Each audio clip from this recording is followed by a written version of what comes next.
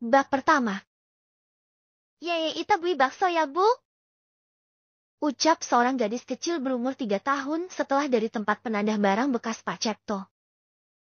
Iya nak, ayo kita ke tempat Ming Asep, ibu juga lapar. Ucap seorang ibu yang sedang menggandeng tangan anak kecil.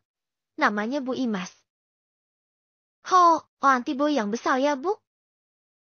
Ucap anak cantik itu lagi yang bernama Cahaya, lebih sering dipanggil ayah. Siap anak cantik ibu, ayo kita jalan. Keburu habis. Mereka berjalan dengan langkah senang menuju kedai bakso sederhana di pinggir jalan di dekat desa. Sampai di tempat yang dituju, mereka berdua langsung saja memesan 2 mangkok bakso. Binar senang dari mata cantik dan bulu mata lentik itu tak bisa dibohongi jika ia sangat senang dengan makanan ini. Bu, enak sekali bakso ini, ayah suka. Ucap ayah gadis cilik yang sedang lahap memakan bakso ini yang masih sulit untuk mengucapkan huruf lebar dan jika ia ngomong berganti menjadi W. Makan jangan sambil ngomong nanti malah keselek nak. Jika nanti ibu tidak bisa ikut kamu makan bakso tetaplah seperti ini ya nak. Ibu suka kamu makan bakso. Kedua pipimu itu nampak penuh saat menampung bakso yang kamu kunyah. Hehehe. Bu Imas terkekeh karena pipi ayah nampak bulat menggembung. Ayah kan makan bakso sewau sama ibu. Ibu jangan tinggalin ayah sendiri. Ayah nanti sama siapa? Ucap ayah sedih jika berpisah dengan ibu yang sudah merawatnya. Meskipun ayah kecil tahu jika ibu angkatnya ini susah, ibu angkatnya tak pernah mengeluh saat merawatnya. Dia dituntut untuk sadar dengan kondisi ibunya yang kekurangan. Masih untung bisa beli susunya. Sama Allah nak, jangan takut jika ibu pergi. Sudah belajar mengaji di tempat ustadz kan? Doakan ibu selalu ya nak. Ibu sayang sekali sama ayah. Ucap Bu Imas sambil tak bisa menahan air matanya. Rasanya berat jika takdir membuatnya pergi dari bocah cilik yang cantik ini. Tentang siapa yang akan merawat anaknya dan masih banyak pertanyaan lagi yang tak bisa dijawab. Tapi Bu Imas selalu mendoakan yang terbaik untuk anak angkatnya ini. Kadang Bu Imas takut karena beberapa kali dia sering bertemu sang suami yang meninggal setelah setahun mereka menikah dan tak punya anak. Beruntung saat Bu Imas terpuruk bertemu ayah yang masih bayi ini di hutan di dekat desanya saat mencari botol bekas untuk dia jual kembali. Ibu jangan bilang gitu. Ayah sedih. Huhuhu.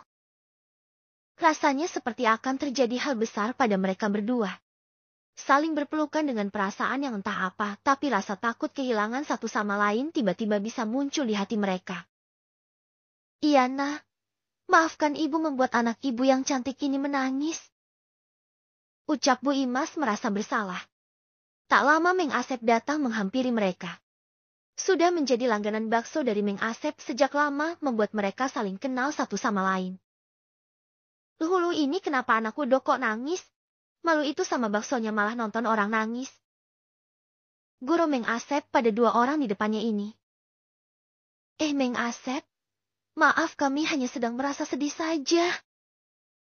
Ucap Bu Imas melepaskan pelukan mereka sambil mengusap air mata yang keluar. Elah adalah kalian ini ada-ada saja. Gimana bakso Meng Asep? Enak enggak? Ucap Meng Asep sambil duduk. Selalu enak Meng. Ayah suka.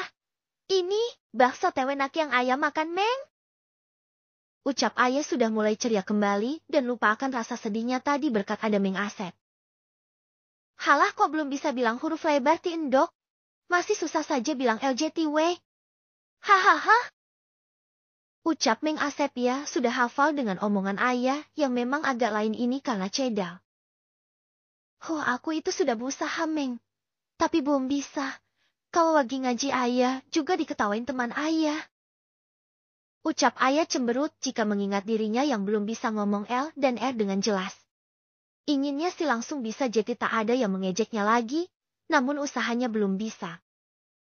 Sudah Meng Asep minta maaf. Kali ini sebagai permintaan maaf Meng Asep kasih gratis. Ini mamang mau pulang sudah habis.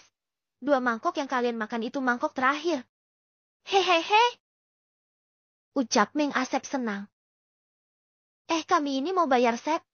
Kamu juga di sini itu jualan. Ini uangnya ayo nak kita pulang. Bu Imas menaruh uang pas dan berjalan keluar sambil membawa ayah pergi. Aku udah bilang mau kasih gratis, Mas. Ini uangnya buat ayah saja, nanti buat beli jajan. Meng Asep menghampiri ayah dan menyerahkan uang itu di saku ayah. Ayah yang tak paham hanya diam, takut membuat ibunya marah jika menerima uang dari orang lain.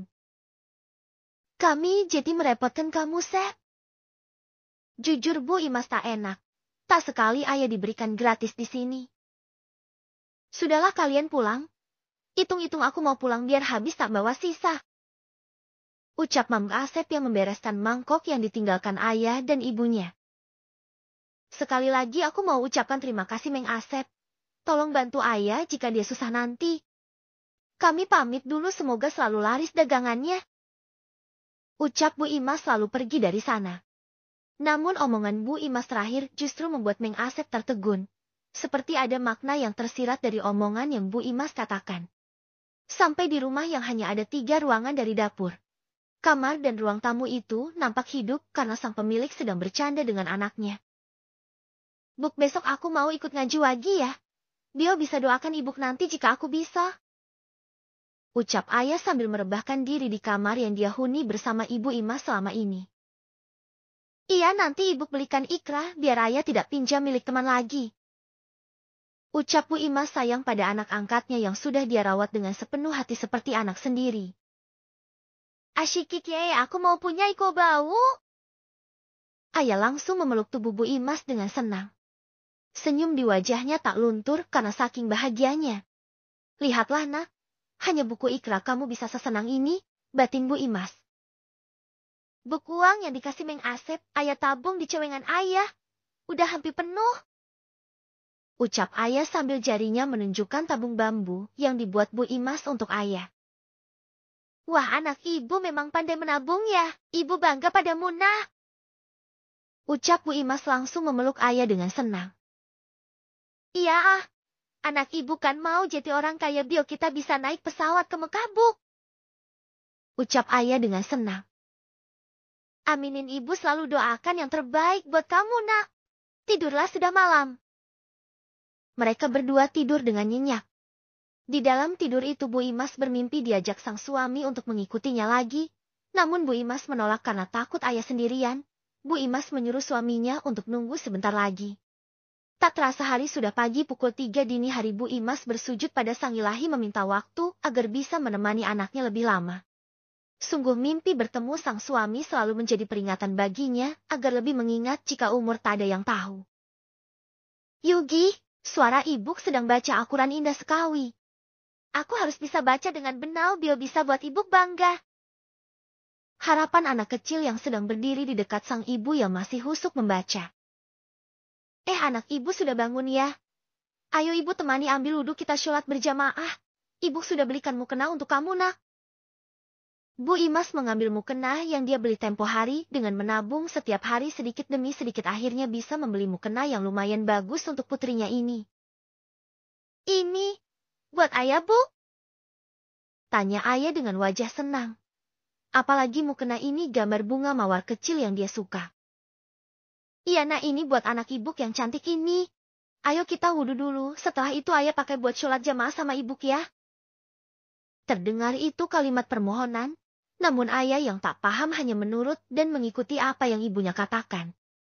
Akhirnya mereka berdua bisa sholat berjamaah bersama dengan doa yang dipimpin oleh Bu Imas dengan khusyuk. Meskipun ayah tak paham dengan apa yang ibunya doakan, ayah hanya menjawab amin amin amin terus selama ibunya berdoa. Terima kasih nak, sudah ada di hidup ibu selama ini. Ibu sayang sama kamu nak. Jangan lupakan ibu jika ibu tak ada di samping kamu lagi. Ucapan sang ibu membuat ayah bingung, namun dia hanya mengangguk dan memeluk ibunya setelah mencium tangan dan pipi ibunya dengan sayang. Ayah sayang ibu juga. Dengan senyum manis yang menghiasi wajahnya.